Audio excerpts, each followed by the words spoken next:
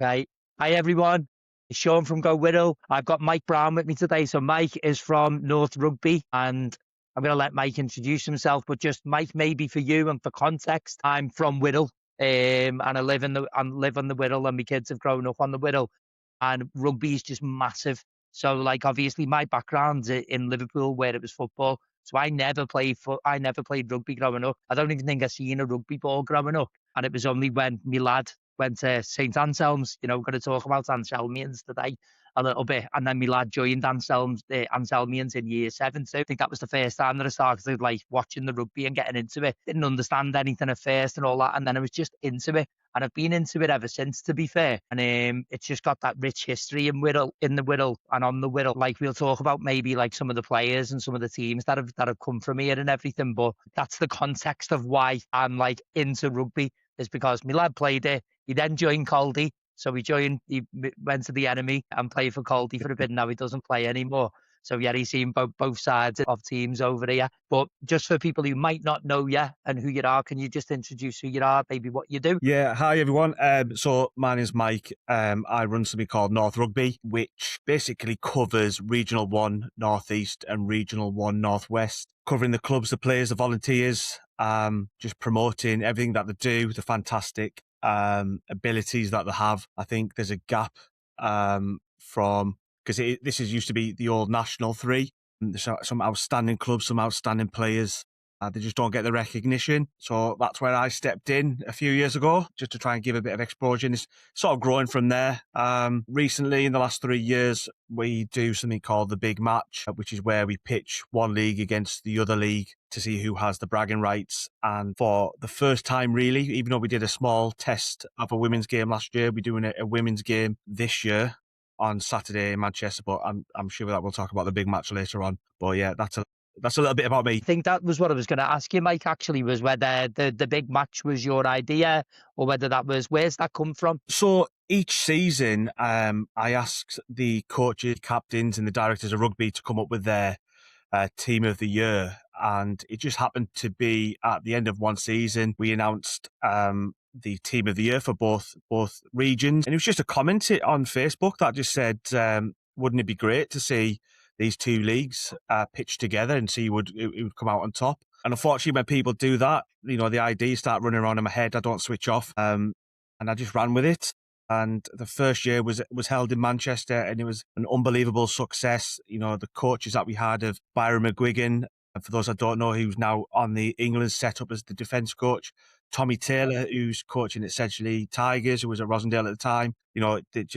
Some absolute class coaches that we've seen be a part of it. But yeah, it was just an idea. Someone gave me the idea on Facebook, and I just ran with it, unfortunately. Yeah, it's a boss idea. Absolutely quality, isn't it? And like, do you listen to other rugby podcasts, by the way? Do you listen to any of the other podcasts like Egg Chasers and the likes of that? Yeah, I have to hold my hands up. I'm a rugby nose. I've been in and around rugby since I was at the age of 5. I went down with my dad to my local club, which is Billingham.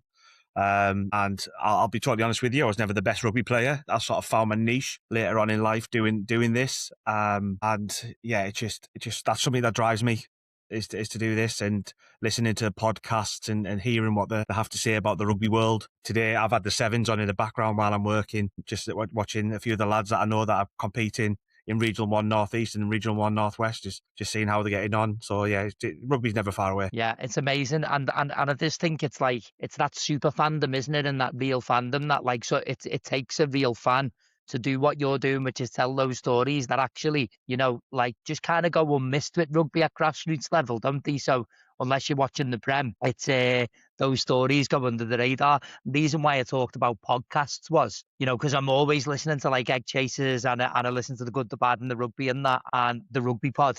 And like on Egg Chasers specifically, we're always talking about like, if you were to put the two teams together, who'd win? Or like if you were to combine England and South Africa, who'd actually get in the team?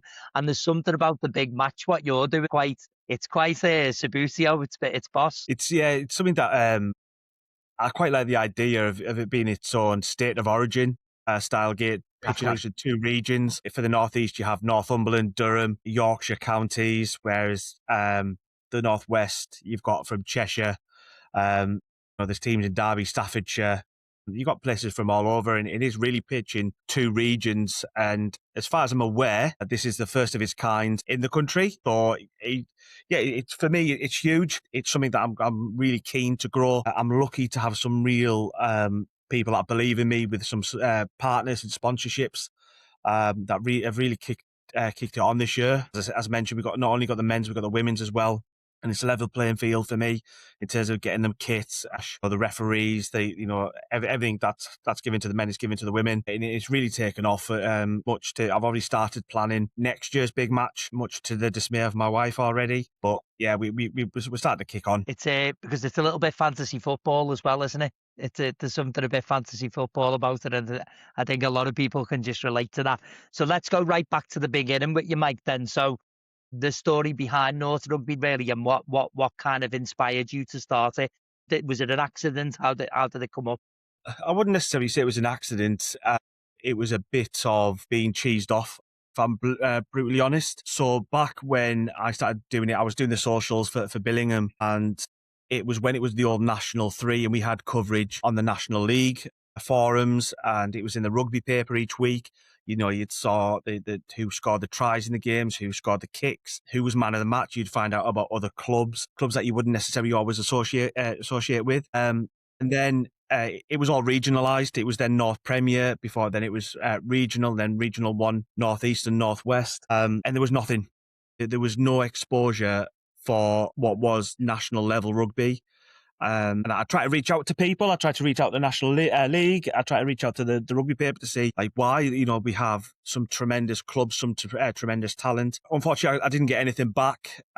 So yeah, I just thought I took it upon myself. It was really hard the first 2 years. It was hard to get engaged with clubs. I didn't really have the contacts, but I don't like to take no for an answer. So I really just hounded clubs, got into clubs, contacted captains, directors of rugby's, chairmans, just built a bit of a contact list. And yeah, it's just growing from there each year. And it's great welcoming new clubs when, promotion and relegation happens, unfortunately. But there's new clubs that arrive, and I'm getting to meet a lot of different people from around the country. I've been invited to different clubs. Because we know our own clubs, and there's fantastic volunteers and fantastic people involved in those clubs, and they don't get highlighted. Same as the players, the managers, the directors of rugby. None of them get really highlighted. That was the main reason for me is to promote rugby in the North as a whole. In the last couple of years, I'm trying to build that affiliation and work with the RFU that little bit more. I was really keen on trying to help out with the playoff and promoting the playoffs through the North Rugby, which I really enjoyed. It was a different entity altogether, to the dismay of some, which I also understand, and I don't think they always get it right. But it's just really trying to promote rugby in the North and just trying to get everybody get eyes on them. And we've seen recent figures recently of where rugby in the North participation's grown. So it's brilliant. That's good, isn't it? So that's what I was going to say, really. What do you think it is about the because obviously just with watching me lad and that, and kind of got hooked really from when he was in year 7. He's just leaving now. So it was about 5 years ago, and there's nothing really like a rugby game. Is there like a live game and a grassroots game? I'm talking as well, because I've been to be fair, the only actual Prem games I've ever been to see is Sale. And I haven't been to any internationals or anything like that. So my experience is all pretty much grassroots, and same with my daughter with the netball. But rugby, there's something about it, isn't there? It's really something very different to football. I would say less aggressive, the crowd, but it's more a part of the fabric of that community, if that makes sense. Yeah, absolutely. You know what, mate? There's nothing like a grassroots game of rugby. Mm-hmm. I've been fortunate to not only obviously attend games with my club, Billingham, travel around, being invited to Scunthorpe and Selmians itself. It's just But have you been to Anselmians, have you, were you saying? Yeah, I popped down there last year from an invite from Les to watch Anselmians and Stockport, and It was unbelievable. Yeah, unbelievable great game. Clubhouse, great pitch. Yeah, it was class. Freezing cold, I'm not going to lie. It was freezing that day, but yeah, it was just unreal. The crowd were right up for it. It was a bit of a ding-dong battle between the two teams. Yeah. The players were unreal. And being in this position, I suppose, and getting to meet all the players before and after the games are so welcoming. Even if teams leave the league, get promoted, they always reach out, and I'll go and watch county games, and see some of the lads play, see go to sevens tournaments, and yeah, it's just brilliant. It's just the rugby community is unreal. It really, Yeah, really is. yeah. It seems it's different to football. Football is the crowd is like obviously very passionate, but it's bordering on that kind of like it's competitive to the point of aggression from a crowd perspective, whereas the rugby is much more unified from a crowd perspective, I think, and the sport is more aggressive. So it's almost like the opposite way round. Yeah, well, I've been to only a handful of football games, and it's not my cup of tea. Yeah, In too all much honesty, rolling round. yeah, it's just yeah, they're just soft, Anna. Really, I'm not going to buy them into my words. The World Cup's been a hard watch. It's Yeah, been a it's struggle, been a mate. I'm not hard going to one. lie. A lot Yeah, of rolling round. it's a struggle. So, okay, so we've got obviously we talked a little bit about the big match, and this weekend's game is obviously Northwest versus Northeast, Yeah. and we've got 4 Anselmians that are there. And like, I just think what is it that with the Wirral has got like that rugby thing? Because obviously they've had Austin Healy, Christian Savramuto, Cy Mason, Tom Roebuck, who's in the England, probably the England A team now, and he's from Wirral Grammar. And what is it with Wirral and the rugby, do you think? I wish I could answer that one. They're just Yeah. bred differently down there. Yeah. Absolute class acts. Obviously, the 4 lads that have been selected are just phenomenal players. And who would they tell everyone who they are for us again, please? So we got the Crow brothers. So we got Harrison and we got Oscar Crow. We've got Ollie Dodd, Joe Sanders, the hooker. I've got to mention Lewis Kincart, who unfortunately playing sevens broke his jaw in 2 places. Who was also selected. Jeez. So yeah, it's a bit of a rough one for him. I know he's really excited, but yeah, we've got 4 quality players from Anselmi, and we've got a couple from the Wirral itself, including their captain this weekend, which is Hayden Long. But yeah, you're right. They're just bred differently in the Wirral. They're just special people, special players. So hard. That's one of my experiences of going down with my own club, Billingham to Wirral. Is they're just hard. Just really, really hard people. Great off the pitch. Love a good beer. Love a Guinness on the pitch. Really competitive, but that's what we like. That's what we love, and that's why rugby's great. Yeah, no, absolutely. And it is just interesting that so many players that have played internationally have come from, because it's relatively small as an area, isn't it? It's a peninsula, and yeah, it's just got a high concentration of like really, really good rugby players, which is just, yeah, it's kind of like a bit of an anomaly, I suppose. But I mean, again, back to the egg chasers. Did you watch some of that footage where he went to South Africa for the schools? No, I didn't see that one. No. It's been on this week, and he's gone to I can't remember what the two schools. Michael Hill is one of the schools called, against I can't remember what the other school was called, but basically you're talking about 10,000 people go and watch this school game. The firsts. And actually, there's something in Wirral where Caldy play Anselms, so St Anselm's the school, which a lot of the Anselmians play for when they're older, and through when they're in school, actually. So when Caldy play Anselms, it's not 5,000 people like in South Africa, but it's a big deal. Do you know what I mean? Even from year 7, so you're talking from 12 years old, that rivalry is there, and it's not really like anything I've experienced with football, to be fair. No, you know what? That's something that needs to be promoted across England, across the UK, in terms of that. It's not necessarily rivalry, but that experience that these schools have. Because you got your normal concept, your state schools that don't necessarily get that. There's no rugby really in them. There's up in the northeast. There's no rugby at all. It's very limited, and I know the RFU are trying to get into the schools and trying to do as much as they possibly can, but we're still miles away from doing anything positive really. Yeah. And the Northeast, it's just like it's dominated by football, isn't it? By Newcastle, and it's just the predominant sport, isn't it? But obviously, Newcastle have had a bit of dough, haven't they, from Red Bull? So maybe that'll change. That's awful. Already seen. I've been to 2 games quite recently since I've Good. been taken over, and it was just a different level. The entertainment, they're getting the crowd in, and getting the crowd on board was just something else. Yeah, it's really exciting times up there. I know they're really keen on building relationships with clubs in the northeast, and they've already started already reaching out to clubs, which is amazing to see. Because as much as we follow the Newcastle Falcons, now Red Bulls. Previously, they didn't have that connection really with the clubs as much as probably what they do now. So yeah, it's hopeful they're going to kick on. And they've had probably the best. Like, well, they got a couple of wins, didn't they, this season? Did they get 2 or 1? Can't remember. I want to say 1. No, I it was think it 2. was 1. I think it was 1, Yeah, wasn't it? not Yeah, going to 2. lie. It was, two-sided wishful thinking, actually, but they definitely yeah, got one, and they were maybe close in another game towards the end of the season. Had a couple of drubbings, haven't they? But there was some encouraging signs with Newcastle this year. I thought they took games little bit closer to the wire than they usually do. yeah. They've got a coaching team on board. Is really good. They're massively investing in the youth, which they're really keen to pick back up on. I know Red Bulls like to recruit from within to promote the players through, which is fantastic. So that should drive clubs to promote into the Red Bulls academies. But yeah, so it's all promising up here. We just need to probably see the women's rugby, because I went to watch the opening game at Sunderland Stadium of Light, and that was just different level. I've been to international games before at Twickenham, but this was just different gravy. Right, It really did put on a show. The rugby was great. The atmosphere was great. The players were great afterwards. There was no hoity-toity brigade right, at good. all, which is amazing. So you don't have that divide socially, which is what Twickenham or the Alliance is now known for. So Yeah, absolutely. So it just felt a bit more like grounded in reality, grounded in 100%, yeah, grassroots. But 100%, mate. back to that grassroots thing, and we'll talk about why it's like important to tell those stories of the local clubs. Just thinking of, you're talking about the northeast and the northwest, and specifically what are you talking about, Whittle? If I just think, you said there isn't like many clubs maybe in the northeast, just in Whittle, there's like New Brighton, Port Sunlight, Aldershot, there's Birkenhead Park, there's Parkonians, there's Caldy, there's Anselmians, there's Prenton. There's like tons of clubs just in a really small area, actually, all within 5 minutes away from each other.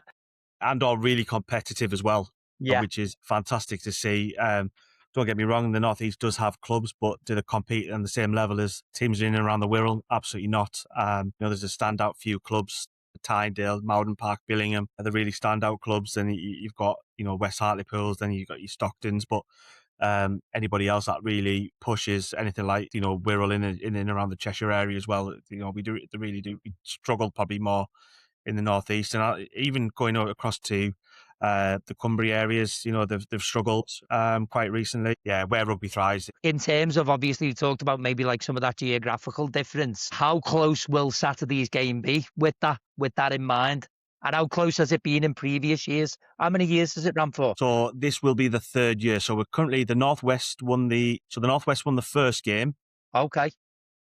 and the Northeast pipped it last year. So it was 2 last minute tries in both games to win the game. So I'm anticipating it another being a close one. I'm going So to it's sit on the close. fence. Yeah, I'm going to sit on the fence again. I like to be impartial, but yeah, there's 2 very, very strong teams, some electric players, some powerful players. It's frightening, really, the caliber of players that we've got. Unreal. Absolutely unreal. Just tell people where it is and what time as well for us, please, before we move on. Yeah, of course. So we're back at Manchester Rugby Club. So we've got the women's game, which is 12:45 kickoff, followed by the men's rugby game, which is a 3 p.m. kickoff. So it's £8 a ticket. So if you pay for the women's game, you get 2 games for the price of one. The bar's open, there's food on, and I promise you that it will be a great entertainment of rugby, one for the spectator, because these guys are planning. I'm in the WhatsApp chat. I've been in it this afternoon, and especially the Northwest, they are planning some electric moves, let's say. Are they? There's some electric moves coming. The electric moves it could pull off. Is Could that be the Whittle? absolutely Is that the Whittle fantastic. lads, do you reckon? Do you reckon that's the Whittle lads? Or what? I won't comment just yet. I won't name and shame, but yeah, it's out there. Some very much barbarian-esque style rugby. So Always right. Amazing. That's it's gonna. amazing. Why is it so important?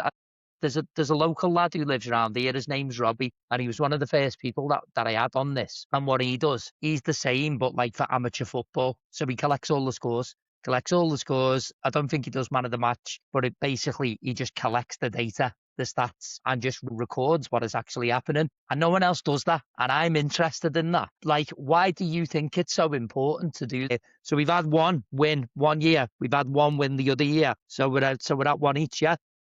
One each, That's yeah. So that's exciting, isn't it? unreal, and I really do think these 2 squads this year, we've had fantastic squads previously. Don't get me wrong, balance-wise, equally balanced. I think this is the 2 toughest teams to call to see who the winner would be.